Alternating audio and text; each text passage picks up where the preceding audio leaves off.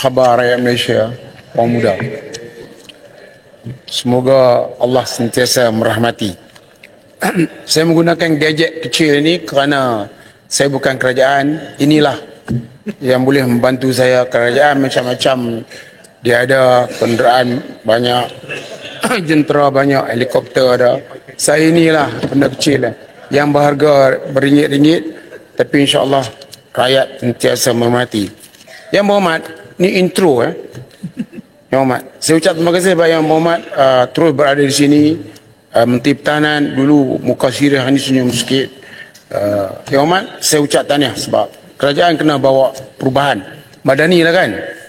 Lepas ni bila kami ambil alih, kami buat nombor baru pula Yang Hormat, beras, Yang Hormat speaker tak tahu Yang Hormat speaker pergi ataupun tidak.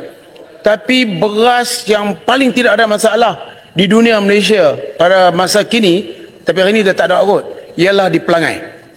Dia panggil Pesta Pelangai.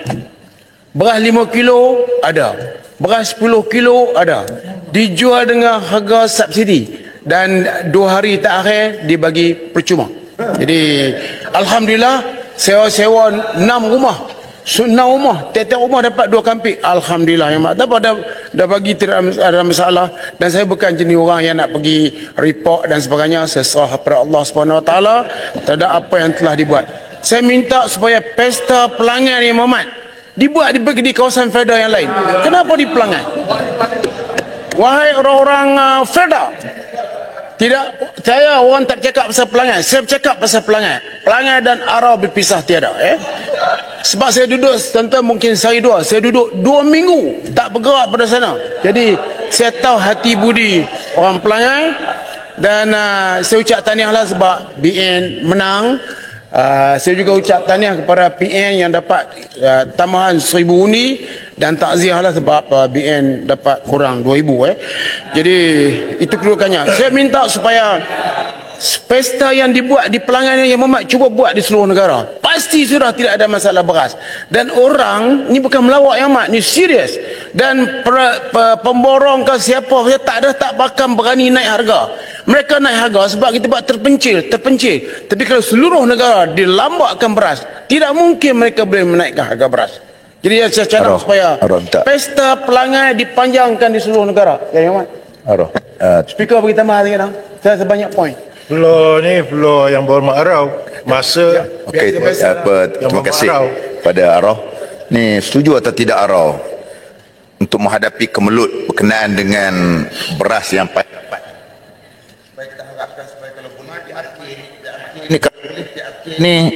kalau boleh PRK ni setiap minggu, beras sentiasa ada. Terima kasih. Perli sikit, tapi ini cadangan yang baik. Lepas ni Yang Mak percayalah cakap saya, orang Kemaman siap siagalah rumah masing-masing. Kemaman akan ada pesta beras yang hebat. Tidak ada masalah. Tapi kita janganlah berdoa tempat-tempat lain jadi pula. Jadi kita naklah doa kawan-kawan kita mati ke dan sebagainya. Yang Muhammad, yang itu yang pertama, Pesta Pelangai. Mana kata ini bukan perli Yang Muhammad, ini serius. Kalau beras telah disambakkan di seluruh negara, kerajaan isiarkan bahawa selama seminggu seluruh negara akan dibuat Pesta Pelangai ataupun pelangai apa-apakah yang berkenaan. Sudah pasti beras tak mampu untuk dinaikkan oleh mana-mana pihak. Nombor 2 Yang Muhammad, saya dah sebut Yang Muhammad, dan saya dah cakap di Parlimen. Yang Muhammad dah jawab masa IMK baru ni. Saya kata beras ni mungkin ditiru, kotak ni, kampik ni ditiru. Yang Muhammad kata ini tidak, ini cuma social media saja. Saya tap screen guys, social media. Yang Muhammad jawab tu. Yang Muhammad saya tulis ni, Yang Muhammad cakap saya tulis. Orang lain saya kurang sikit. Yang Muhammad cakap saya tulis. Masuk lembu matador Yang Muhammad. Yang Muhammad sikit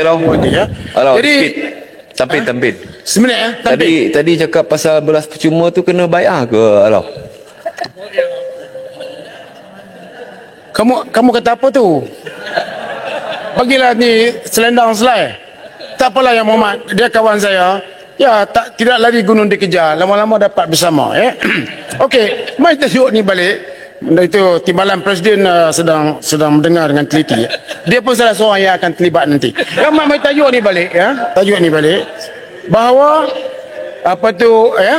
tidak, Yang Muhammad nak ke mana lagi kan? Pergi ke sana juga. Tapi kalau tak mau tak apa, kami masuk, no problem. Okey, mari tajuk ni balik Yang Muhammad. Di antara sebab beras ni naik harga Yang Amat kerana kita apungkan beras import. Yang Amat, bila keputusan dibuat untuk mengapungkan beras import? Kalau kita apung, kita tetapkan harga. Tak mungkin beras tempatan boleh hilang. Dia tak boleh simpan lama, dia tak sanggup rugi. 3 bulan beras ni akan rosak. Makna kata dia cuma dalam 3 bulan tu dia ambil kesempatan untuk naikkan harga. Jangan naikkan beras import Yang Amat. Kita dah berjanji dengan Bernas tak boleh naikkan beras import. Beras import ni baru dinaikkan tahun ni, saya tak salah saya. Dan saya tak tahu bila naik. Cuma Yang Amat kata kerajaan akan apungkan beras import. Kenapa? Saya pasal minta maaf pasal gudang. Sebenarnya beras ni tak boleh diperniagakan. Kena bagi monopoli kepada Bernas untuk membolehkan dia kontrol harga. Kalau kita sebagi semua orang masuk, orang yang nak masuk berniaga, gudang duduk di mana? Bernas sudah ada gudang, dah semua ada logistik yang terbaik dalam dunia dipegang oleh Bernas. Kita nak apung kepada orang tak boleh. Sebab kalau beras diapungkan, dia akan melibatkan penyudupan dan sebagainya. Jadi Yang Muhammad, saya carankan nombor 1, jangan apungkan harga beras import. Yang Muhammad tahu harga sekarang ni saya hantar orang pergi beli. Harga tempatan 5 kilo RM13. Tapi semua pengampit tak nak buat. Dia buat, pemborong tak ni, peruncit kedai tak nak beli sebab kedai kata dia untung 5%. Dia tak nak. Jadi dia terpaksa buat beras import 5 kilo yang berharga RM18.50. Jadi itu sebab beras 5 kilo tak ada, beras 10 kilo tapi beras import. Yang keduanya beras tempatan RM26 10 kilo, tapi yang import walaupun Imam Ahmad sebut 32, harga di pasaran 37, 36, 37, 38. Dia ada 40 lebih. Yang Ahmad tengah orang kalang kabut, orang tengah panik, harga jadi macam ni. Jadi kalau Imam Ahmad tetapkan harga beras import tidak dinaikkan. Akhir yang kedua kali, tadi ada kawan sebut pasal Jepun tadi. Ada siapa sebut pasal Jepun? Sila angkat tangan, saya sebut nama tadi. Contoh Jepun, saya lupa. Rasa sudah lari ya. Okey, saya nak bagi tahu Jepun memberi perlindungan kepada berasnya. Subsidi dinaikkan, dijaga, harga dikontrol. Itu sebab Jepun dapat kontrol harga beras dan beras Jepun pun okey lah, sedap ya. Tapi nak bagi tahu Jepun bagi perlindungan habis-habisan, subsidi ditingkatkan. Harga padi, harga lantai sekarang 1,200. Campur subsidi 500 1,700. Petani bagi tahu ke saya dia orang boleh dapat sampai 2,000 sebab Kelang bagi. Kelang bagi berarti dia akan naikkan harga. Yang keduanya seperti orang duduk marah, jangan marah kat Sanusi lebih-lebih. Dia sebut betul. Kenapa timbangan yang di Kelang-Kelang ni sama yang standard? Ya, banyak kalau padi yang boleh kita percayai ialah bila pergi ke Bernas. Tapi timbang di tempat Kelang-Kelang ni, mana Kelang nak rugi? Timbangan lebih kurang sama ya. Banyak padi pun banyak itulah potongan ya.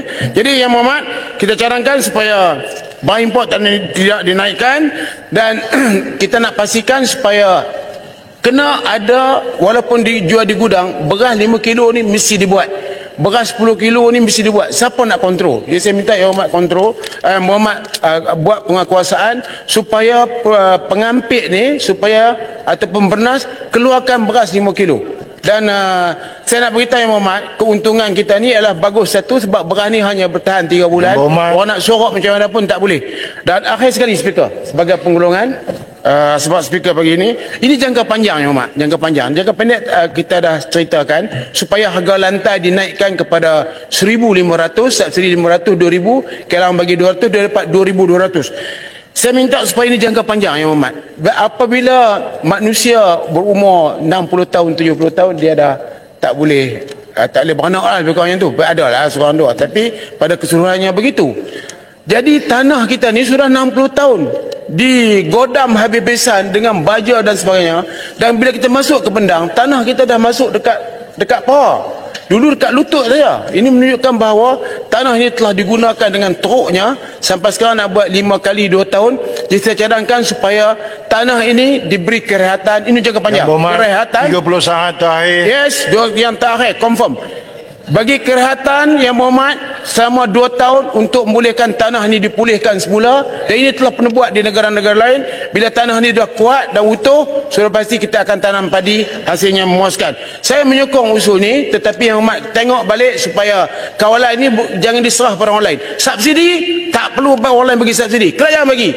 Harga kerajaan kontrol. Akhirnya beras bukan barang untuk diniagakan. Terbukti Yang Berhormat, saya perkuatkan 37-2 ya. Duduk yang berhormat.